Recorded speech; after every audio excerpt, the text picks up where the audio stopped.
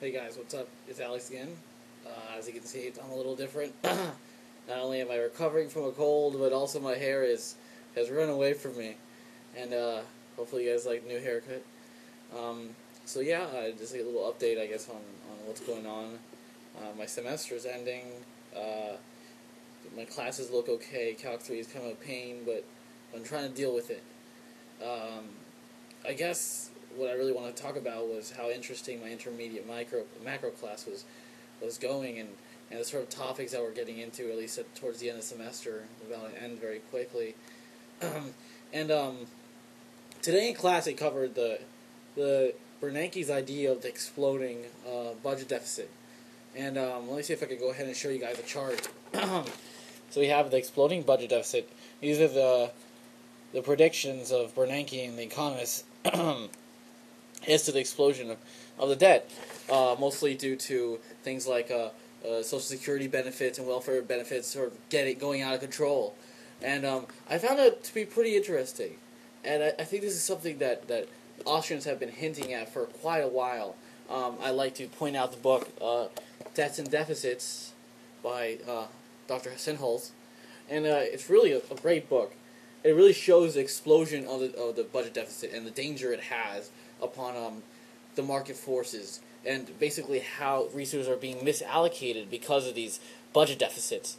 And basically, Sennholz says the piper has to be paid at some point in time T, and at that point in time T, we could have a major catastrophe if we don't get this budget balanced. And I think that's something Bernanke isn't necessarily saying, but he's hinting at, and at least where he's going with it, or the argument he's going with it, definitely applies. And I find that to be pretty interesting. Of course, Bush doesn't care, and he's been raising the budget deficit like crazy. And but it will really take a serious change to make this budget deficit go into a different direction. Hopefully, something like the election of Ron Paul it will allow the budget deficit to be cut back, not through more taxation as a lot of big government spenders want, but through a reduction in government spending in general, just simply through the cutting of government programs, cutting of welfare, cutting of privatizing of Social Security, cutting back of all these huge alphabet soup bureaucracies. So I find it pretty interesting that not only have the Austrians been explaining how bad the budget deficit is for literally decades, but now it's a sentiment Bernanke is apparently agreeing with.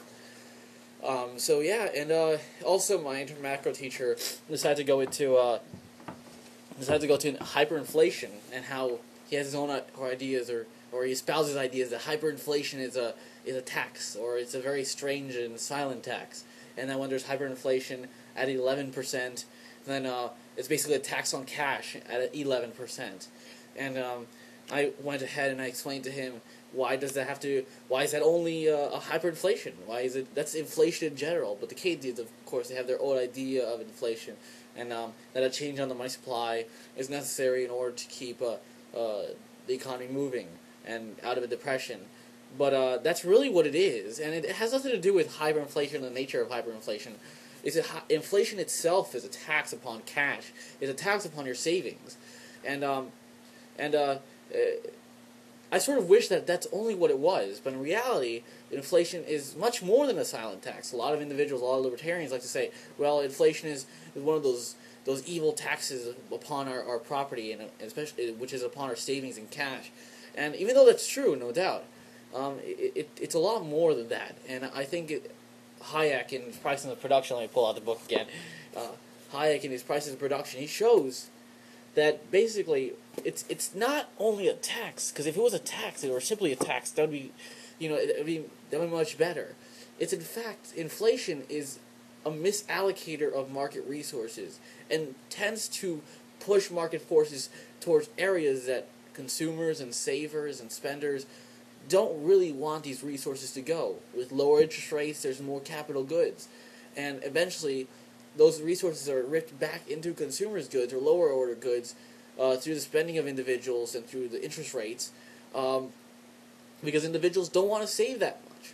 So inflation is simply a way for the government to manipulate interest rates, and that way manipulate where resources go, going either to create more higher order goods or to create more lower order goods, and eventually through recessions and through corrections in the market, these resources tend to sort of snap back where they were. Usually, the snapping does take years or months, depending on the severity of the inflation. And I find it very curious how Keynesians had their own idea of inflation and the inflation tax during hyperinflation. So yeah, I mean, it's quite interesting. I tend to see some Austrian leanings in my intermediate macro class, but it's very slim. It's very slim.